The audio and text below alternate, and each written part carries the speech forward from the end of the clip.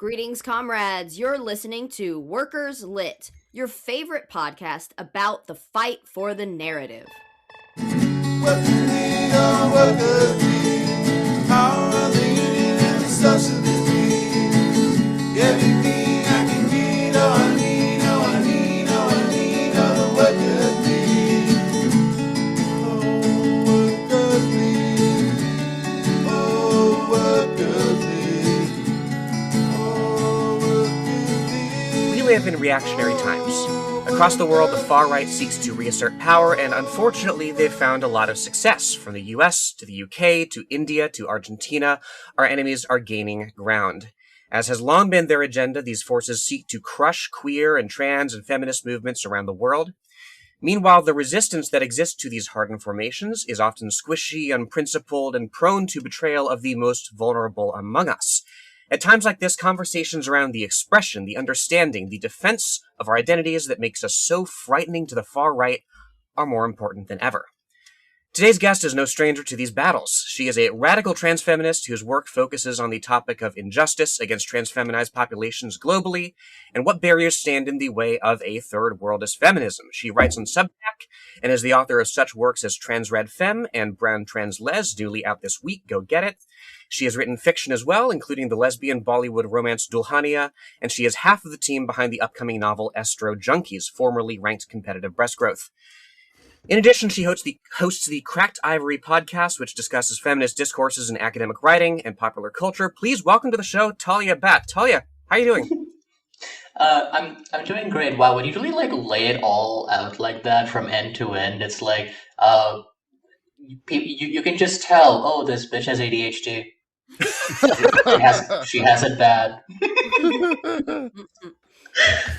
I think the timing of the interview is super critical. I mean, just a few days ago, we have Trump administration announcing it's expanding the Mexico City policy to block U.S. aid dollars from going to any NGOs with any DEI initiatives. We know what that means.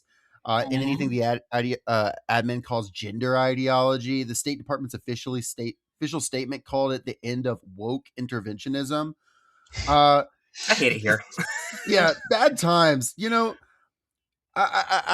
we on this show we've been tracking Trump saying transgender for everybody. Jen has suggested we reclaim that. I think it's a great motto. You know? But yeah, no, I would love for you to introduce yourself. Anything that maybe we missed, and also any idea what the hell gender ideology is? Do we want to take a crack at that? Those are incredibly pertinent questions. I don't know if I don't know if any of you all follow my Blue Sky or my public facing social media particularly closely, but now that Brown Trans-Les is out, it came out on January 26th. I'm still obviously working on my fiction projects and things like that because I love keeping busy and having no time. But what I'm currently planning on doing with Trans Rad Femme, that is my online blog, Trans Rad Femme, where all of my essays are available for free because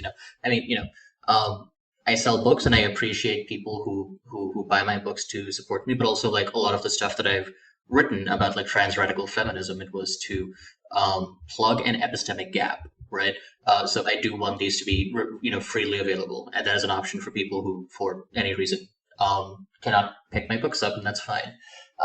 But now that the Trans Rad Femme and Brown Trans-Les as these collections and the coalescing of a lot of my sort of foundational theory are done, I've been thinking about sort of going into slightly more kookier offerings, more less rigorous, less research, more unstructured, but still somewhat structured because I have a debilitating addiction to reading bad academic theory and then ripping it to shreds. And in that vein, after a lovely night of discussion with my anarcho-feminist comrades on Blue Sky, I have decided to actually go back to the root of gender ideology and how this phrase emerged and was sort of seized upon by the Catholic Church. I sound like a conspiracy theorist. I sound like Pimpy Sylvia right now. I unfortunately have to tell the listeners that no matter how much I sound like Pepe Sylvia right now, I am like literally just telling you things that happened in history. Like Pope Benedict, the guy before Wokus Popus, who was originally named Ratzinger, put out a thing called the Ratzinger Report, which was apparently he wasn't influenced yet by Christina Hoff Sommers and Dale O'Leary, but like it was sort of the roots of like the Catholic fixation on gender ideology, specifically Judith Butler's gender theory, and pushing back Yeah. against that. So if you look at the broad picture of what gender ideology is, it's gone through a lot of laundering and it's gone through a lot of different propagandistic iterations. But where it really all started was religious fundamentalists calling feminism gender ideology because they believe that like feminism is pushing the harmful idea that men and women can be equal, which is against God's plan and God's design because God made men and women unequal, and that's fine. It's called complementarianism. Men and women just simply have different roles to play in family and society, and that's okay. So yeah, it is, and it is somewhat both incredibly fitting and has a bite of irony to it, especially given the way that like in reactionary and conservative media, trans rights or trans feminism and feminism have been positioned as antagonistic when like a lot of the anti-trans push is very deeply rooted in fascist movements, fascist politics. A lot of the gender criticals, quote unquote, who I much prefer to call gender conservatives because that's a more accurate label. And you know how I feel about epistemics. But yeah, a lot of the gender conservative commentators in the United Kingdom immediately switched to like anti-immigrant rhetoric once they got their like hallowed UK Supreme Court decision in the middle of 2025, and that's for a very particular reason because ultimately what gender ideology is it's sort of recognizing how foundational patriarchy is, not just to like Christianity or like religion, right? Let's organize religion. Let's leave that aside, but also how foundational patriarchy is to like nationalism, to the sort of like society and nation that these people want to build, which is a fundamentally reactionary and conservative one. And it is based on a series of like hierarchies and inequalities that they naturalize and sometimes co-opt the language of science to do so. I have a comrade who comments often about the way that you will find gender conservatives and other anti-trans ideologues, the way they use biology. If you substitute God for biology, it sounds the same, Yeah. but it's sort of like an attempt at naturalizing their own gender ideology. They say, laundering this entire sort of like deeply Catholic teleology into the language of science. Sometimes being more open about it when they feel that they can get away with, because fundamentally they believe that like if feminism, trans feminism, the existence of trans people, we sort of demonstrate how porous and in fact socially constructed these gendered categories are with basically every breath we take. And if we're allowed to persist, if we're allowed not just to persist but thrive, be visible in society as not degendered freaks, then the entire basis upon which all of these natural hierarchies are constructed sort of crumbles away into dust.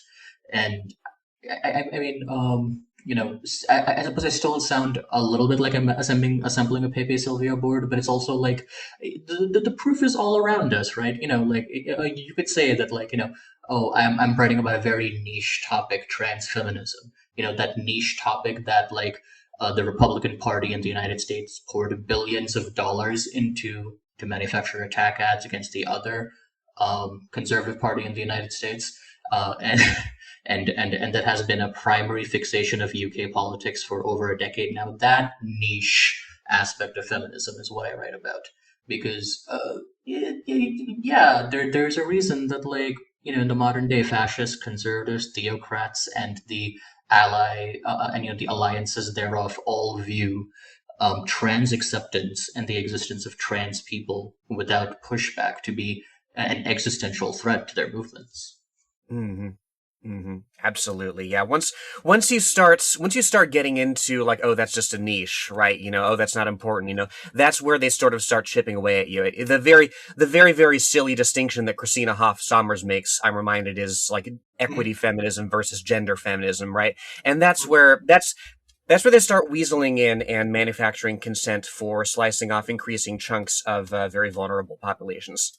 So we you started to touch on this here, and I think it's important. You've written significantly, both in book and essay form, about trans feminine and feminist theory.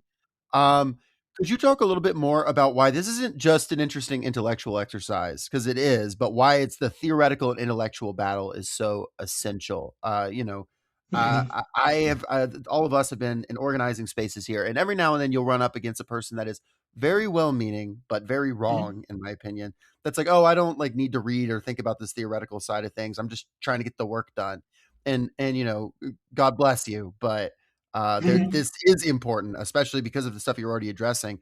But I would love to hear expound on that more, because you have done some amazing work on that front. Yeah, I'll tap into my bygone Marxist days and be a bit of an asshole and just say vulgar materialism to start with. Yeah.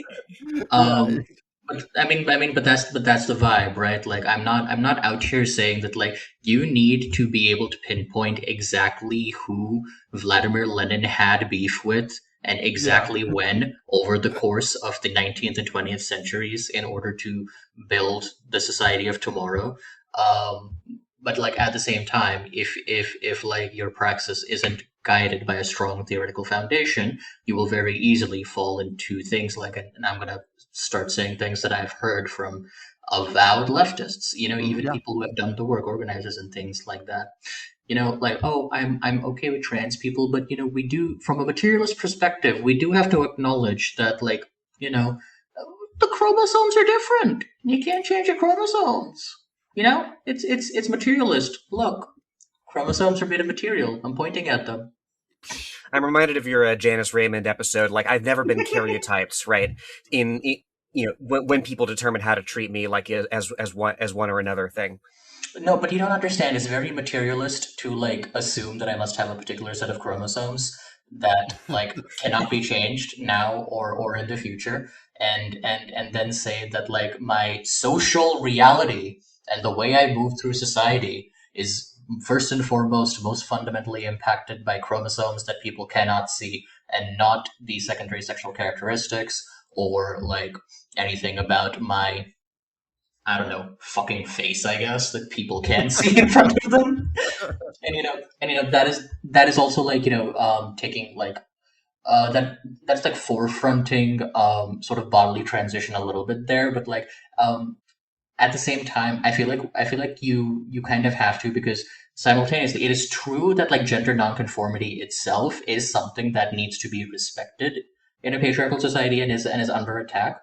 But also, like, in terms of it is also simply possible to change your sex characteristics in a way that like completely warps and alters the way you move through a patriarchal world, and that is something that also needs to be acknowledged, because I don't know. I didn't sprout tits via magic, and like the fact that I have those now, the fact that I am sexed regularly. Sexting is a constant, ongoing social process. It's not something that happens once in the womb or at birth. It is something that we are constantly doing. This is why people can fail at gender and sex performance. This is why transness even exists to begin with, because sexing is an immensely social process, and people are constantly looking out for particular signs and updating their priors even when they don't realize that they're doing it. Because, like, I don't know, have you ever heard, like, um conservatives just talk about, like, oh, this is how soy boy beta lip cucks are kissed by women, and then like posting a picture of a guy being like slammed into a wall by a woman, which, like, nothing wrong with that, but like what is that? What exactly is happening in that picture? Like, conservatives, for all of their belief in like God's plan and biological essentialism and the immutability of sex, also implicitly understand that sexing is a social process, and that moreover the gender hierarchy is something that can be wielded against people to punish them. because men can be unmanned, women can be unwomened, and like by sort of like revoking your recognition as sex, which is something that happens to cis people constantly, let alone trans people, you can be marked as an acceptable target of violence, mockery, humiliation, degradation, unpersoning, and that is sexing in a nutshell. Uh, and so, you can sort of like try to take what you sort of already know about the world, your own experiences with oppression and things like that. And, standpoint epistemology is important, and it is vitally important to account for underrepresented perspectives when formulating your perspective of the world and your view of theory. But also at the same time, you're supposed to collate that shit. You're supposed to like, check your work. You're supposed to, this praxis is a collaborative process, so is theory, and like making sure that you have a good theoretical foundation for understanding how patriarchy operates, understanding how conservatism operates, what is the logic of the enemy, what is the logic that we stand on, and are there any gaping epistemic holes in it. That's all very important for what you want to do and what you want to achieve, and also obviously how you want to evangelize and propagandize on you, because we need to do that too ultimately.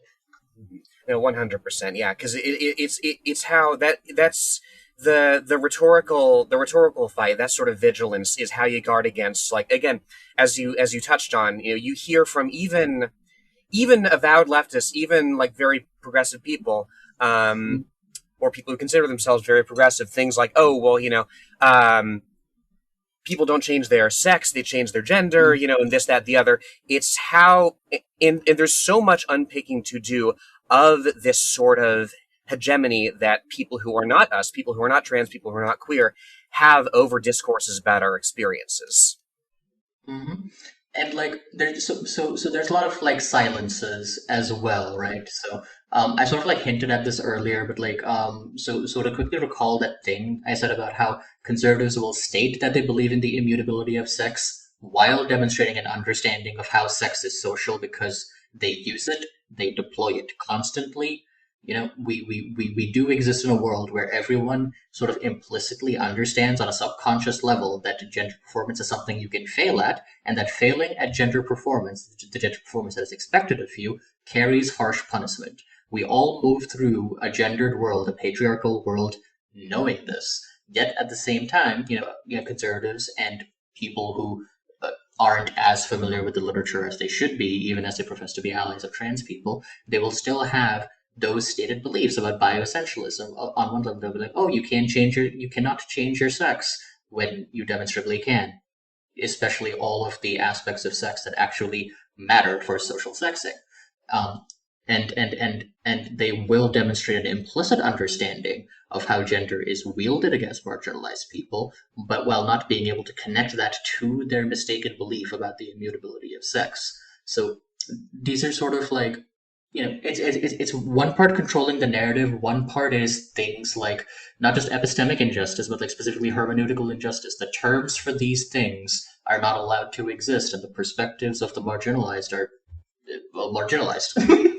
So there's a thing in my latest book, Brown Trans Les, where I encourage people to read the original intersectionality paper written by Kimberly Crenshaw, because a shocking number of people who purport to understand and like or even be intersectional feminists have happily admitted to never actually reading the actual intersectionality paper as formulated by Kimberly Crenshaw.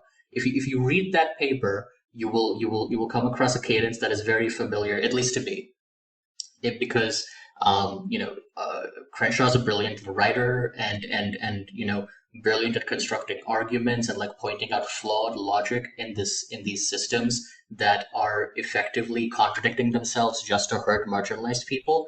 And that cadence is that of a woman who is like just sort of on the verge of just screaming, "You know how to hurt me. I move through a society where the people around me know how to hurt me, but they refuse to admit what is happening, even as they act in these ways to hurt me."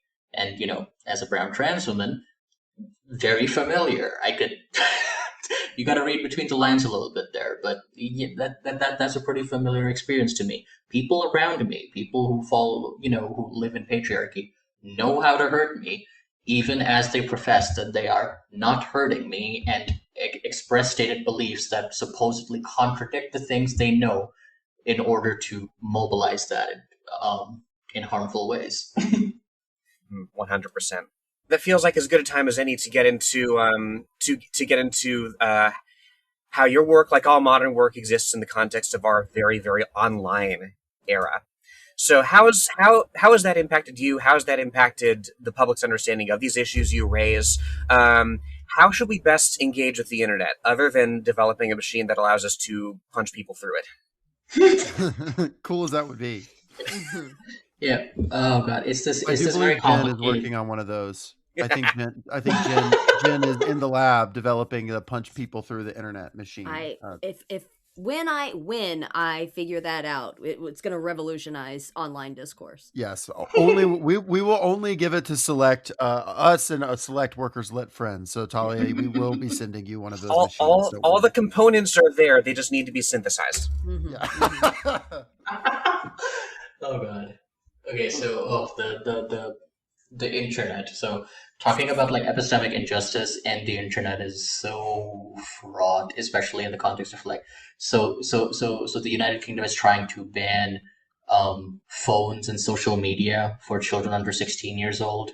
And one of the people who is most sort of like adamantly advocating for that ban is the mother of a transphobic hate crime victim who does not talk about transphobia in her press advocacy.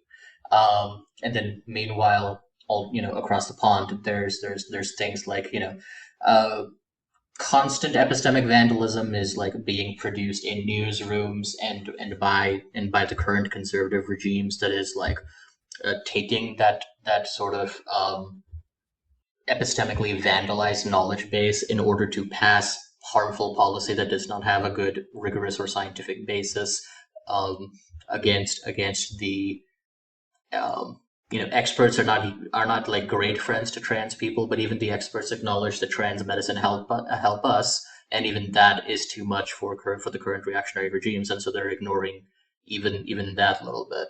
So we are slowly sort of like moving into an era where the internet once thought and honestly actually utilized as a tool to like for a more democratic form of discourse to give voice to people who have typically been voiceless. Like I don't have like humanities degrees. I am just some girl writing on the internet, and that is why I have a platform now, because like I screamed a lot into the void, and the void kind of liked what I was saying, and in that sense, it is a powerful tool, and it has like exposed people to both horrors and joys and knowledge they just did not have access to before. But this sort of capacity for the internet to be used to rectify epistemic injustice, to sort of like give a voice to the people who have been traditionally excluded by those who are in charge of like gatekeeping access to these means, that is recognized by the conservatives, and like in the wake of the of the latest wave of like Epstein file releases, I've seen a lot of people online talk about how the first people to understand the potential of the internet for this kind of sort of like decentralized, democratized grassroots communication was fascists, was right wing. Because make no mistake, there was a solid while there where like sure, conservative reactionary fascist logics, it was baked into our institutions, but there was like a good long solid period where liberal and neoliberal institutions pretended that like conservatism was not their core motivating factor, right? And so in that kind of environment, you get this very sort of like Robespierre in the middle of the French Revolution sort of climate, where like the powers, the existing hegemonic institutions are interested in suppressing speech that is both too conservative for their liking, and obviously, as always, too progressive or too leftist for their liking. So when you had this period where like fascist logics have always been encoded into institutions, but were perhaps a little too gauche to say out loud, to cop to, until dear Mr. Trump came along. In that period, it was fascists who recognized the potential of the internet to spread their ideologies in ways that, like, the official channels of power were not allowing at the time. I mean, of course, Jeffrey Epstein, the Forrest Gump of reactionary politics, as have been revealed in the emails, he was there advising Mr. 4chan to, like, let the Nazis back onto his site, or let them have a discussion forum of their own. He was in touch with academics, being like, "Hey, isn't race science kind of cool though? Kind of heterodox. Don't you want to be like a cool heterodox out of the box thinker?" And because of the academy's perverse incentives and the attention economy and all of that, which applies just as well to, like, discourse with a stamp of prestige on it, just as much as it does to internet and everyday public discourse, sort of got some rubes and avowed racists to start bringing back, "Hey, yeah, phrenology maybe is cool."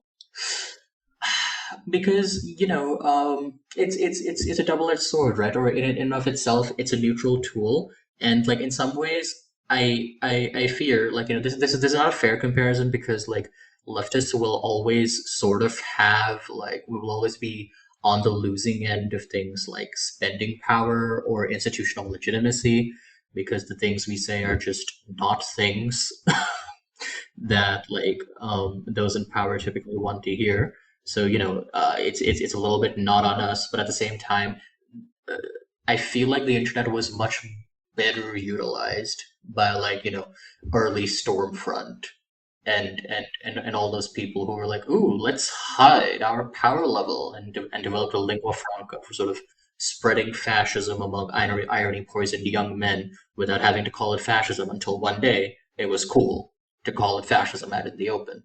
That's a great point. And we've had folks on the pod before to talk about different ways that the internet can be utilized, and the failures and successes of the Mhm. left. We had Vincent Bevins to talk about If We Burn, and the failures and the successes of the 2010s, things like that. But that is the thing that we should continue to be thinking about. And yeah, with these latest Epstein revelations, especially the connections with things like 4chan, crazy. Mhm. Sometimes Yeah. these people really are all in smoke-filled rooms. Yeah, Mhm. sometimes they really are just doing the thing. Pretty It's like crazy.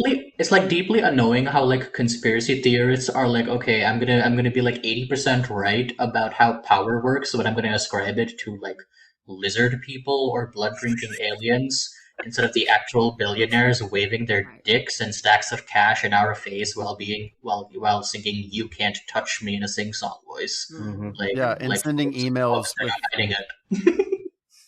I mean, they kind of hit the it. worst grammar I've ever seen. Like,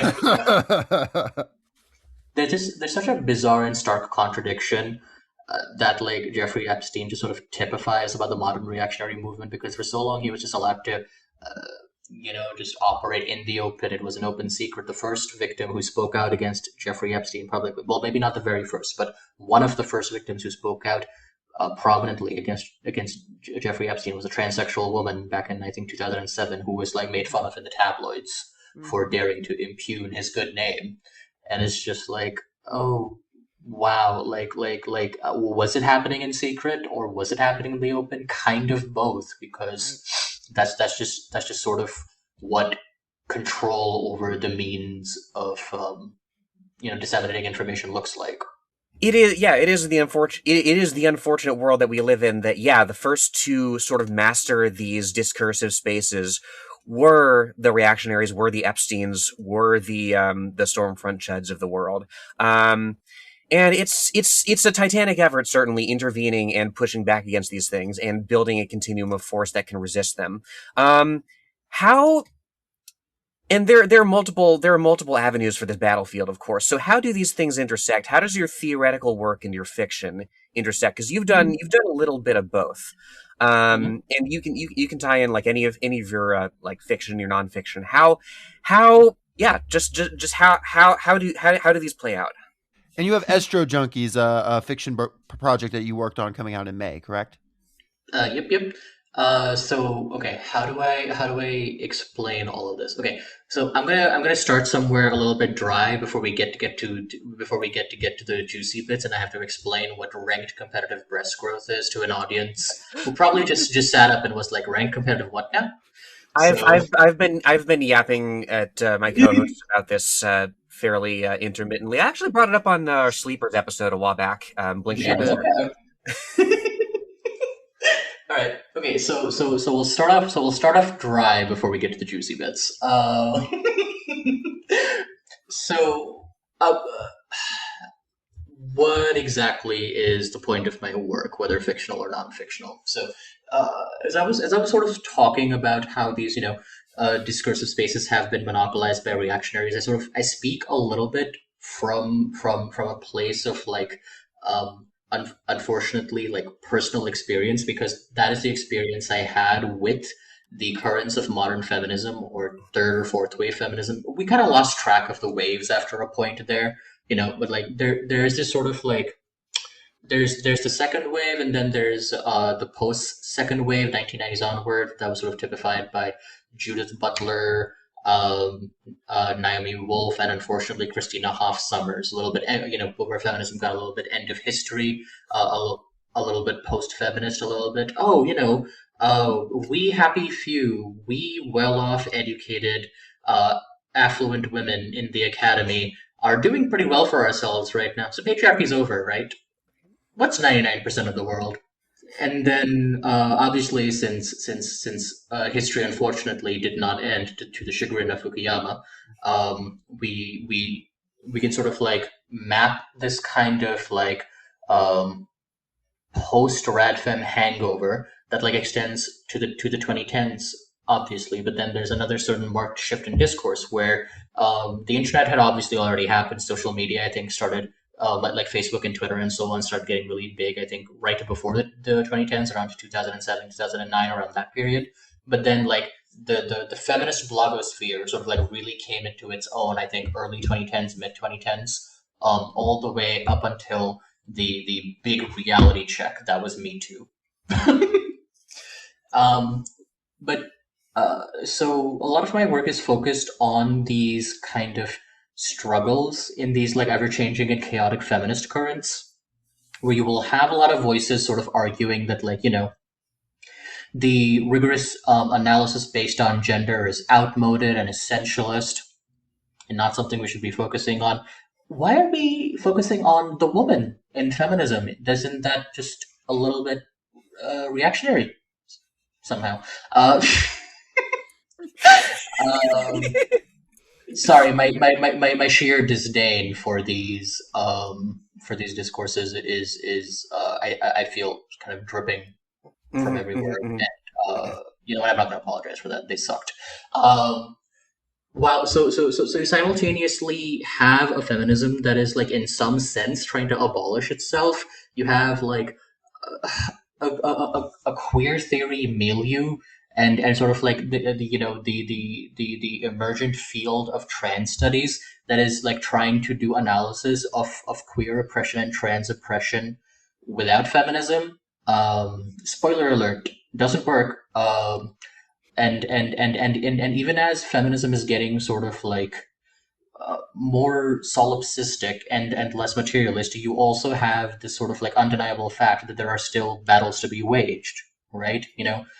Kimberly Crenshaw said intersectionality in 1989 and fixed feminism forever, but also intersectionality did not really become a common and well understood concept until like the 2010s, until the feminist blogosphere sort of seized upon it and popularized it. It was a term in like legal theory before that, for the most part, and obviously other scholars expanded upon it, and other Black feminists wrote about it, but it is something that still remained relatively niche until it's 2019, and for some reason there's an article called "The Intersectionality Wars in Vox," where Ben Shapiro read the bloody paper, and he was like, "Yeah, the paper is like right, but I don't like how the left is like misusing this term." And when I tell y'all how much I fucking hate that, like Ben Shapiro had like 40% of a point.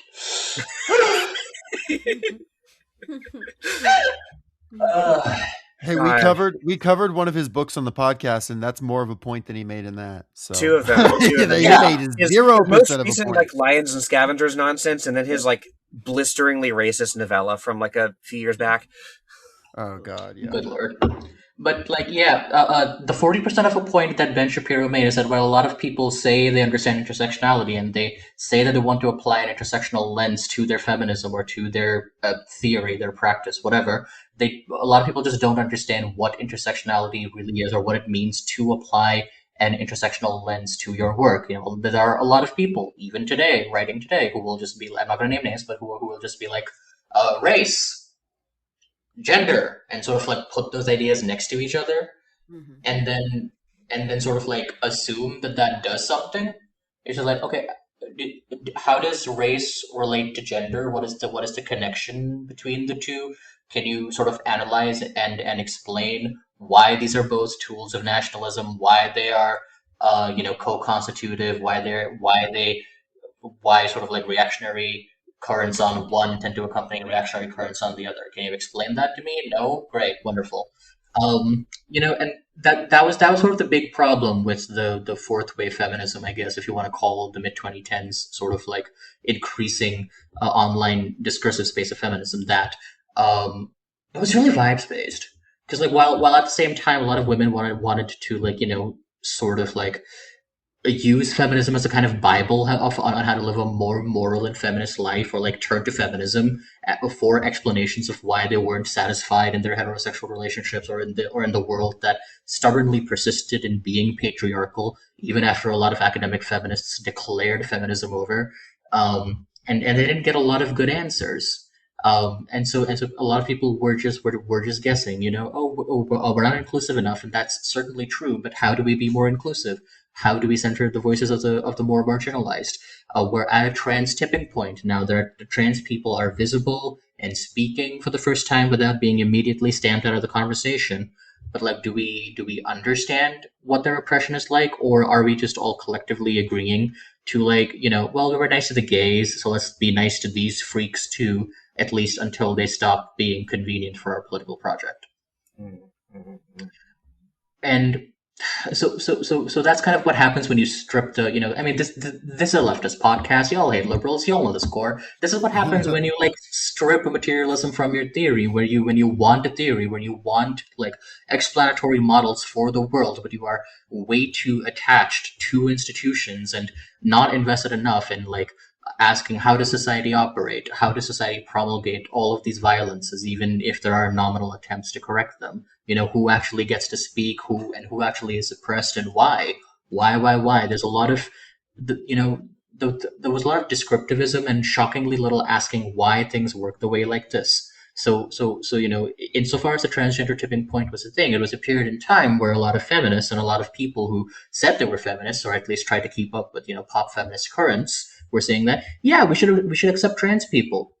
I just didn't understand what it meant to accept trans people, or like or yeah, transphobia is a problem, but didn't even understand what transphobia means, why trans people are hated, or what systemic forces bar us from sort of like expressing ourselves as our gender, from accessing the care we need, from being able to economically thrive in climates that discriminate against us. So that this is what happens when your feminism is sloganeering first and foremost, and like I was saying earlier, when there isn't a good theoretical foundation to your praxis. And all of that gave way to the age of Mr. Jess Signal and Abigail Schreier and all of the rapid onset gender dysphoria and the, oh my god, they're transing your child. Sure, buddy, you say you accept these freaks and degenerates. You like them when they prance about at your little drag brunches, but what happens when they come for little Bobathy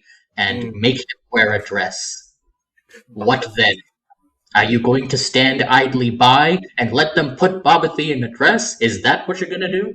And then all of the old sort of like, the disgust reaction reasserts itself, the patriarchal bioessentialist logics that we're all that we are all indoctrinated into reassert themselves. And what is there to rise to the challenge and respond to the moment?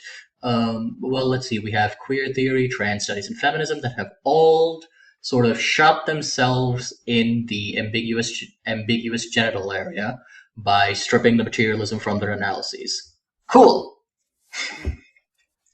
And it is into this discursive environment that I found myself experiencing something very similar to what Kimberly Crenshaw must have experienced in 1989 when she wrote about these legal briefs are literally contradicting themselves in order to these legal institutions, these judges can bend over backwards to hurt Black women. Very similar thing, which is you all understand implicitly how to hurt trans people, but none of you understand the sort of underlying basis of what makes us precarious, what makes us vulnerable, and you sort of refuse to name it. So eventually, I was a fiction writer first, right? I wrote Dulhania before I wrote any of my feminism, before I wrote my feminist essays. But I found myself eventually, because there was just so much noise, so much just epistemic nonsense around me, that I eventually just plopped myself in front of a Word doc, titled it Trans Radfem, and just started screaming onto a page, and I haven't really stopped since.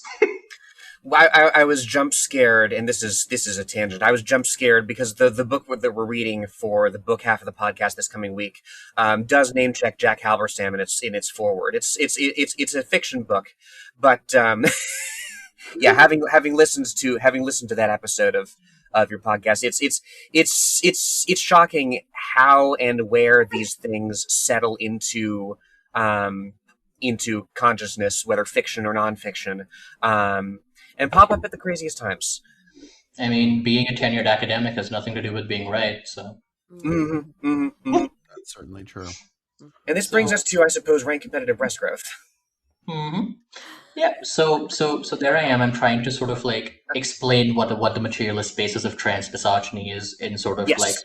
I try to narrativize my nonfiction, and I try to explain things in as simple terms as I can. Sometimes I have to use words like standpoint theory and epistemic vandalism. There's no going around it. I try to contextualize this for people as much as I possibly can. But then there are just also some things that you just can't communicate through theory, right? You can say that our society is organized around reproduction, around forcing everyone to be heterosexual, around punishing deviations from this model. You can say that, but also that doesn't give you a very good visceral idea of what it is like to live as a trans woman in a world like this, right? And we're not perfect people. We imbibe this stuff too. And what exactly happens when we imbibe this stuff?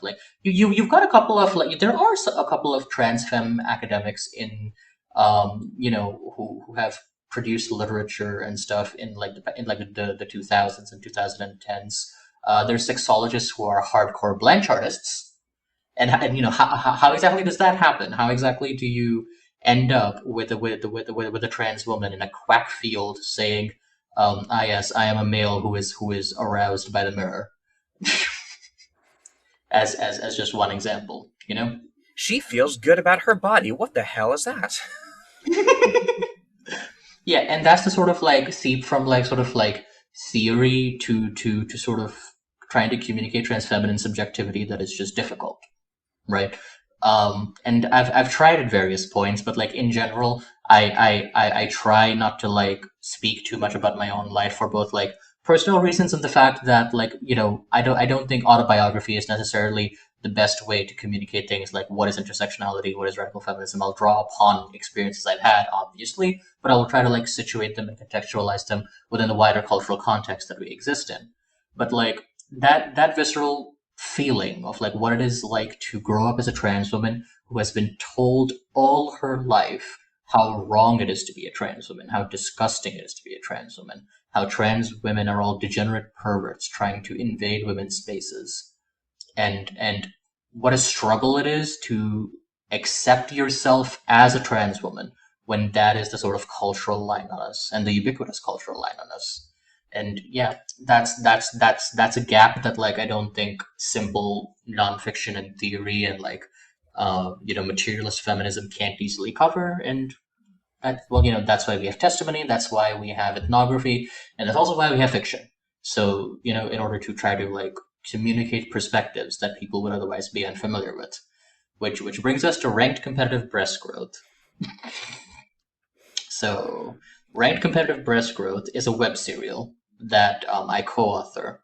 And it started off largely as a shitpost, sort of a joke. Hey, what if there was this online competition about who could grow the biggest breasts over a time span of 3 years, but it was only open to cis men, you know? So, you just sign up, they give you free estrogen, and then you could just gotta bro out and grow the biggest tatas and out bro your bros in Oh, in yeah. the in the capacity category. Um, Maximize and your normalized total breast volume. yeah, there are a lot of phrases in this story that I think count as info hazards, but like obviously, we also live in a climate where, or like in a world rather, where trans women do exist. And if it was possible for a trans woman to sign up to something and get free hormones, a lot of trans women would probably take it, even if they had to do under false pretenses. And a lot of people don't know this history, but like that does mirror, the history of like, psychiatry and like gender clinics. Like a lot of trans women over the past century and such, you weren't allowed to get your hormones and then get your surgeries unless you fit a very narrow prescriptive model of what a trans woman is supposed to be like, heterosexual, incredibly feminine, attracted to men. I already said that, but yeah. And if you deviated even slightly from your doctor's idea of what a perfect Barbie doll is, then you just didn't get your hormones, you didn't get your surgeries. So lying in order to secure access to hormones is unfortunately a real and dark part of trans-feminine history that RCBG is satirizing and alluding to. So now that the scene is set, we like start zooming in on characters. There are two trans women who are the sort of putative deuteragonists of this narrative, who both sign up to ranked competitive breast growth to get hormones. And there's also other trans women in this competition. I mean, like, okay, times are hard, and I think if there was a real world version of this, if Mr. Beast came out with ranked competitive breast growth, then I think a lot of cis men would sign up for cash, probably. Honestly, yeah. For sure. Yeah. For sure. But I like, put 100 men on feminizing hormones. but like, I'm not interested in writing a story about that. Because like, the story isn't about cis men who would take hormones for money. The story is about trans women in a time of, institutional hypersurveillance and crackdowns and the illegalization of trans healthcare. So, every character you meet will be a trans woman, and the server is full of trans women. This competition takes place on a Discord server, and it is full of trans women at various stages of realization. And through the ensemble cast, we are able to examine the mindsets and the neuroses of various different kind of trans women, and all of the harmful and self-harmful content and behaviors that we imbibe, and how that informs our relationship to our own genders, our own sexualities, and our own subjectivities. There's also a lot of banging. Like I'll be straight up about it. This is a story about trans shenanigans, but it's also fundamentally a story about lesbian shenanigans and lesbian drama. There's a lot of there's a lot of fucking, there's a lot of heartbreak, there's a lot of cheating and lying, and I don't think any of the characters I've written, I don't think any of them is a good person at the end of the day, but they are all incredibly hurt, incredibly traumatized people in a world that doesn't understand them, who have had to go through extraordinary things and extraordinary circumstances in order to claw back even a small bit of happiness. And they're cheating on each other constantly and stuff. It's cool. I hope I have been able to like sell Estro Junkies at least a little bit. I'm sure I made it sound very serious with all of the like sociopolitical commentary and things like that. And like fundamentally, whether I write fiction or nonfiction, I can't help myself from doing a lot of sociopolitical commentary. But also this is like, it's soap operatics. It's like emotional interpersonal drama, and the stakes are, whether or not your childhood best friend and you are going to be able to preserve your relationship after like constantly hurting each other, and about whether relationships survive you and the woman you love wanting to hurt each other because you've hurt each other in the past and you've justified that like your anger is righteous and hers isn't, and things like that. So yeah, it's messy, it's fun. I like to think it's sexy, and I also like to think it's trans-feminist, but also it's like sometimes difficult to like keep track of that fact when you have a character called Laura the Impenetrable talking about how she doesn't need balls to be a man. So No, yeah, absolutely, absolutely. It's some again. Try conveying that in theory. right. Yeah, one of the things I have the most fun with in Esther Junkies is just like referencing arcane academic beef and gossip that I am privy to, but I can't really talk about. So I just kind of like seed them into the narrative through Laura, who's a gender studies major. And like, if you can pick up on it, then like bonus content for you. Otherwise, it's just a bunch of like you're learning a lot about zany shenanigans and how people can use like dense academic theory to justify absolute nonsense to themselves. Which is, that's part of the Talia Bhatt agenda. I want people to realize, you know what, academia, kind of bullshit. Let's see. Jen, do you want to ask a question? I don't think you've gotten to ask one yet. Yeah, no, I'm shutting my cis ass up and listening. I've been taking a few notes. This has been great. Also, by the way, you have talked a lot about the failures of Western feminism, the failures of everything, the way a lot of us have failed trans people, specifically trans women. And you pose the question, what does it mean to accept trans people? And I know that is a very layered answer to that question, but I was just interested in how you would answer that question, like what you would like to see change in these spaces, in the way that people who want to be allies, who try to be allies but are failing at it, what ways could we be better? Okay, so I'm going to do a feminist classic, and I'm going to start with the personal, and then I'm going to make it political. So, like in my life and work, so I have a cisgender wife, and a cisgender girlfriend, and cisgender colleagues, cisgender lesbians, and cisgender queer women who have helped me come out of the closet, and helped me access medical care, and helped me get my writing career started, and sort of like helped me understand radical feminism and materialist feminism, and provide me like theory and sources and knowledge, and talked about our shared oppression. And obviously I have trans women and trans comrades and trans colleagues who have done that as well. But like when I sort of look at my life, which is honestly how most people should be living their life, I'm doing pretty well ultimately. What I see is that I see a diverse coalition of women, and even some not women, even some men, surprisingly. Despite rumors, I don't in fact shoot men on sight. Maybe we should. But some of them. Look, that's why I do this as a video call, just to self-preservation. Wait till we get that firing through the internet, then you're done. Oh yeah. Then the magic bullet that each of us are entitled to will be unstoppable. Okay, look. So I have this gun. I can load it with lead or estrogen, and I'm not picky about what shoot. That's good. Tasteless, but No, I mean that's where we got Dorley from. Pretty much. So yeah, but like my own life is a diverse coalition of like writers and activists, and like people who like engage with feminism and art and queerness and transness, and we do it out of recognition of like our struggles in somebody else's, right?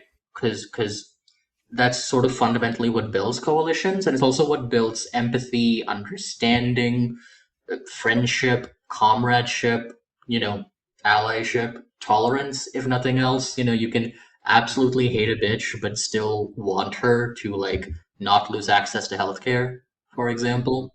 And it's what builds love and just a better society and a better world. Mhm. So like when I say that like trans women have been failed by feminism, what I mean is that there are so many theoretical and epistemic gaps in feminist theory that just would not be there if anyone took the idea of the oppression of trans women seriously, or properly understood what it meant to analyze the oppression of trans women from a feminist lens. Like, you know, there's so much sort of like both pop theory and actual theory in the academy that like fundamentally does not view the oppression of trans women as misogyny, as an extension of the misogyny that quote unquote real women face, because we don't have wombs, we cannot be reproductively exploited, we don't have any gestational capacity. So how could we be women? Don't look at all those classes of women, all those classes of cis women who still live in patriarchy and are still exploited and misogynized, even though they cannot reproduce. Ignore them. You know, they don't have anything in common with trans women. Obviously not. They've But never had to like, lie to their doctors. yeah, you know, can you imagine a woman who's had to lie to her doctors for treatment? Never heard of such a thing. But like, you know, that's sort of it, right? That's the secret sauce. I'm ultimately like, you know, if you read Trans Random and Brown Trans Lesser, they're, I like to think, rather accessible books. I do have a penchant for run-on sentences and big words that my editor is trying to slap out of me, unsuccessfully. But like, you know, I tried to make complex ideas about as accessible as I could make them, and they are simple texts after a fashion, because the secret sauce is just like, what if you treated trans women as women, and like, what if you recognized your own pain, your own struggle in what trans women go through? What if you recognize all the ways in which we are fundamentally in the same fight and fundamentally experience the same things? You know, what if when you said trans women are women, you didn't just say it because it was a shibboleth. You didn't just say it because you had to, but you said it because you meant it, because you understood on a core level how sex works, how misogyny works, how patriarchy works, and how the oppression of trans women works. So that when you say trans women are women, you mean it. And when some idiot comes along talking about chromosomes, you know exactly how to repudiate that bullshit. Because if you don't, because like that's the problem, right? We had a little brief period where people would say trans women are women, but they didn't believe it. And you know, sure, epistemic gaps and all that, and I'm happy to provide people with tools to further that understanding. But what people who aren't trans women have to do, what women who aren't trans women have to do, is be willing to take that step, be willing to sort of view us as something more than junior partners in the fight against patriarchy, or, you know, second class women whose opinions and experiences don't matter as much as theirs. To not let down trans women, you actually have to say trans women are women and meet it and feel that and understand that on a bone deep level. And I know a lot of people find that hard, and that's the world I live in, but that is what I am trying to overturn and push back against. I just have to note that you know, I love a run-on sentence. We just had Dave Ring from Ian Hemlock on, and he said that like the weird bullshit we do in our writing just proves we're not AI. Sorry, I know that doesn't respond to the crux of the thing, but I had to say it because I do love it. Nonsense, but no, that's beautifully said, and I think a really This is important what thing. this I is think, why I constantly use slurs in my writing. It's not AI. You know, it's not an AI wouldn't say tranny this much. I don't know. Grok might. Oh dear. We have the technology. Yeah. Yeah, we can make them worse. I think we're coming up on. I want to ask. I want to ask Talia. Is there something we've missed? Is there something that you would love to be asked that we haven't asked you, that you find you generally aren't asked as often? What's burning a hole in your larynx right now? I'll say, Uh, just as a funny addition to that, when we asked Vijay Prashad that question, he just really wanted to talk about the movie The Flash. So it could go all kinds of directions. After he got done okay. roasting you for your lighting. Mhm. Yes. No, this was the first time. So this is kind of funny, and like unfortunately, this is going to be a very serious, goal-oriented answer. But No, that's great. y'all have actually asked me questions that I don't typically get to talk about, but somehow we've missed like the core of my work, which is like the third sexing thesis and like epistemic injustice, specifically against third world women. Sure. Like, and obviously, I've covered a lot of important aspects of my work, Mhm. but like that part hasn't come up. Maybe it should. Mhm. No, yeah, absolutely. Expand on that. I know there's some recent stuff that's going to be in Brown Transles regarding, and you've covered it in Trans Red Femme as well. How a lot of what Hmm? gets peddled in the West, peddled in the Anglosphere as an analysis of enlightened post-gender, like gender expansive, non societies that aren't ruled by sexing of one way or another, and those modes of thinking actually misread the patriarchy inherent in those societies. I wonder if you could expand on that. Yeah, absolutely. So there's just like interesting thing about trans red femme. It's not exactly a criticism exactly, but people obviously as trans people and trans women specifically, we have complicated relationships with radical feminism. So when I set out to like do the ultimate spike move, like side note, I do authentically believe myself and call myself a radical feminist, but also I am doing this out of spite. Like I went back and I read those texts and I was like, you idiots don't understand the thing you hold up as a Bible. Our, Because our like other our other co-host Aisha says that like the primary motive forces for creativity are either horniness or spite. and I have both in spades, I assure you. So yeah, I'm out here deliberately making a statement by calling a book trans radfem.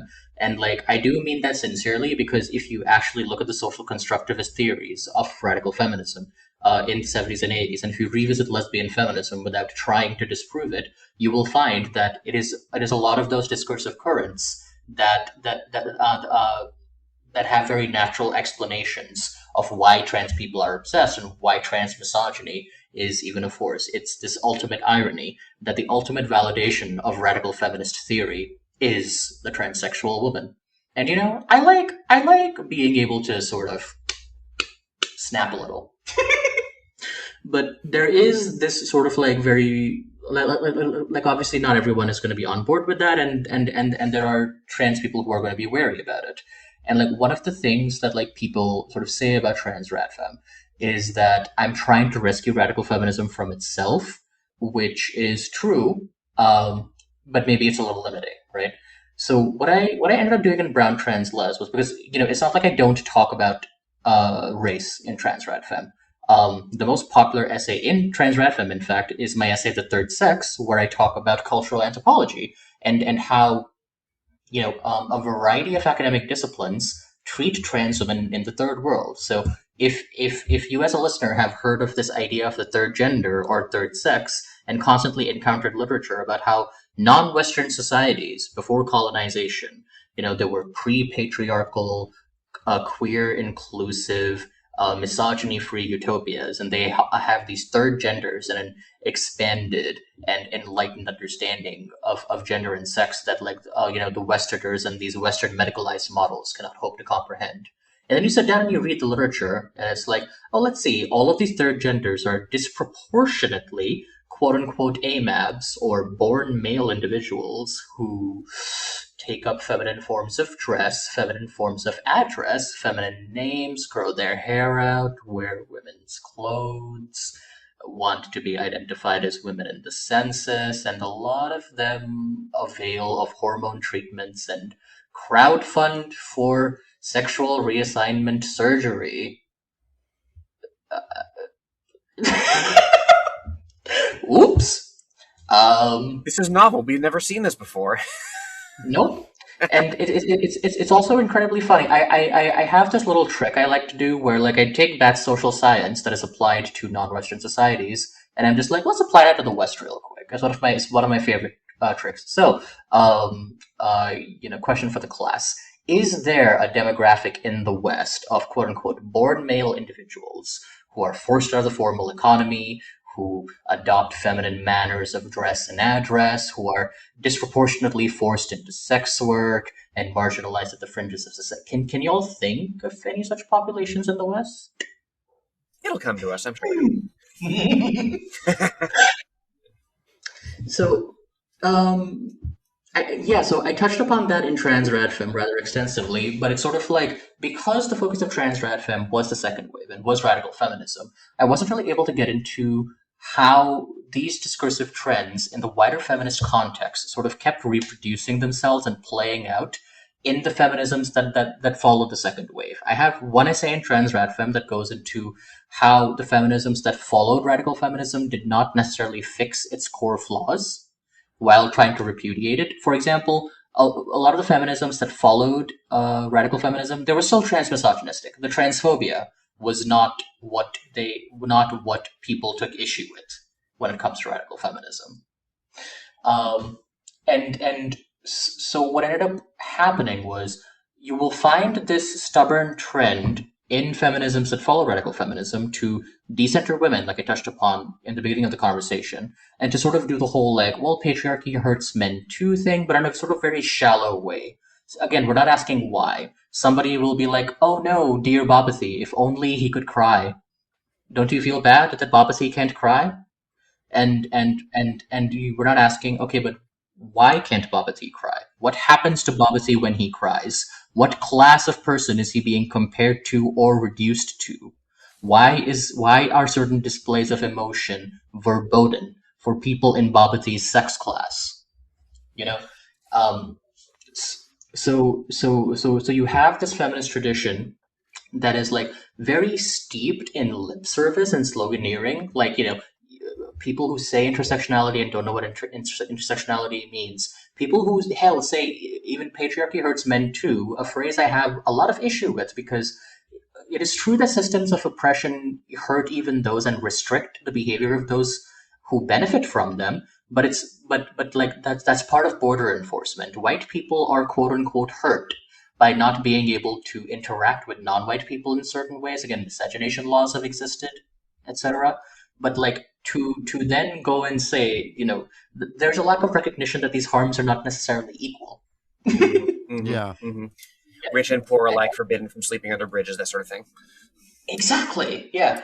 But like as much as issue as I have with sentiments like patriarchy hurts men too and shallow feminisms, if you actually pull on that thread, if you actually try to understand why patriarchy hurts men too leads to a wealth of analysis that is kind of feminism's missing link, you will actually have a better understanding of patriarchy and gender and the world. But that investigation is sort of like left untouched in favor of things like, oh, non-Western societies have more expansive understandings of gender, and it was colonialism that introduced gender to non-Western societies, and before that they were non-patriarchal wonderlands, and you will have people saying these things about societies as ancient and whose histories are as well understood as India and China. When you're trying to noble savage China, you may have slightly lost the plot a little. Yeah, it's well documented. I find sometimes people do that to try to really want to, like, as if they need to make colonialism look worse than it already is, as if it was not already bad enough. Like, I think there's some people who really want it to just be, oh well, I can explain all problems from this, and you can explain a lot of problems from colonialism. It is one of the great, if not the greatest, evil that's like ever been done. But yeah, I think you're absolutely right, especially when you start getting into societies like you said, India and China. I heard that about China very recently, and I was like, Chinese history is better documented than a lot of European history. Like we can follow this stuff. Yeah, because so college. We had to here's the read thing. Confucius in college. I mean. It's in there. Even while trying to center colonialism in their analysis, a lot of people who subscribe to these schools of thought, they don't understand the way in which they have homogenized colonialism itself, because like colonial violence in China looks very different to colonial violence in settler colonial societies like the United States, and even indigenous genocide and the transatlantic slave trade, both of them unimaginable atrocities and have all untold amounts of violence associated with them. But even they have different and differing characteristics, and the nature of their genocide, and the nature of the displacement and epistemicide, and the things that were done to the people subject to them. So the biggest problem here is that people think of colonialism as one thing, and they don't understand the different forms colonialism can take. How extractive colonialism differs from settler colonialism, for example. And so they sort of apply the exact same understanding that they have of say, indigenous genocide to the colonialism that India and China experienced. And it just does not make sense. It does not map. You cannot actually one size fits all colonial violence. You actually have to account the nuances, the differences, the complexities of the societies, and the relationships between the colonizing power and the colonized power. And so this is a theme that I try to stress very heavily in Brown, Trans, Les, and repeat over and over. You cannot switch from viewing the third world as a homogenous mass of barbarians to viewing the third world as a homogenous mass of noble savages, and then claim that you're doing epistemic justice. Because what you're still trying to cling on to a very simplistic map of the world. And a lot of this isn't really arcane hidden lore. It's not like I had to dig into the archives in a forgotten away catacomb of the Vatican. I read the most cited source on the whole non-Western societies, all non-Western societies, from Argentina to Ukraine to Nigeria to China to India. Every non-Western society was not patriarchal before colonialism. I read the most cited source on that, and I found it wanting. Yeah. And all I had to do was read the thing that a lot of trans scholars cite without. What will win? Academic orthodoxy that has reigned supreme for decades, or one brown girl who read the damn book? This is the Talia secret sauce. If you want to put me out of a job, start reading the fucking things you cite. Nobody's gonna do that in the West, I don't think. So I guess I'll always have stuff to unpack and dissect. Thanks for that. It's one of the only jobs programs we have here. Oh dear. But yeah, so the thing is that I did basically the same thing to the feminisms following radical feminism that I did to radical feminism and trans rad fem, and I found the same issues. I found the same problems and epistemic approaches. People being more attached to narratives than materiality. Because the thing is that obviously the second wave movement ate itself and imploded over the transsexual question, but it's not stuff got better. We have been in a couple of decades of limbo and bad feminism and shallow liberal analyses that just have not been able to achieve much in terms of explaining or even arguing against the patriarchal retrenchment that we find ourselves in. And a big part of it is Western discourses that purport to do epistemic justice, that purport to do things we're going to fix the problem of not enough black feminism, or not enough queer feminism, or hell, even not enough trans feminism. It's not trans feminism isn't guilty of this. But in the most sort of shallow, uniform, tokenistic ways. And I'm trying to sort of emphasize and analyze and try to get across what the problem with that approach is and what we need to do instead. And what we need to do instead is we need to understand the beast that we are trying to slay here, rather than telling ourselves pretty stories or trying to simplify what is a complex world, but one that is more uniform than you think. And because reactionaries everywhere communicate with each other and operate on similar logics. Even if 400 years ago everywhere outside the West was some kind of pre-patriarchal paradise. It wasn't, but even supposing there was, the world of today is more uniform and more patriarchal and has a lot of reactionaries and settlers and theocrats and sex pets who all communicate with each other and who are building an ideology of patriarchy together. And if we continue to silo feminism into these little boxes and these lanes that declare that solidarity is impossible because the white woman and the black woman and the brown woman and the trans woman and the queer woman can never understand each other's struggles, Mhm. then we're fucked.